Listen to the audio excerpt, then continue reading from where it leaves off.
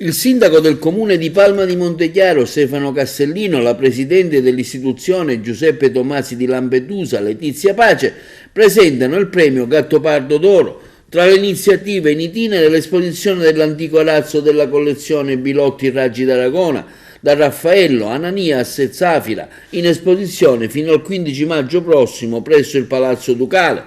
Giorno 5 maggio alle ore 20 un concerto sulle note del cinema a cura dei docenti degli istituti musicali Cangiamila e Tomasi di Lampedusa, presentato dalla giornalista Margherita Trupiano.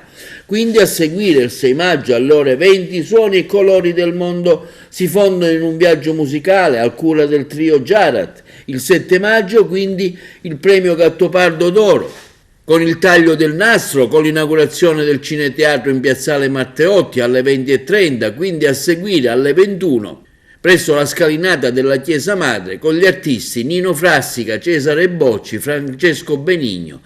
Lo spettacolo è presentato da Angelo Palermo, suonerà il trio Trix, direttore artistico dell'evento Marco Gallo. Che il 5, il 6, 7 maggio ci sarà il premio Gattopardo d'Oro a Palma di Montechiaro, quindi si svolgerà in queste 3 giornate, verranno artisti e personaggi importanti dello spettacolo.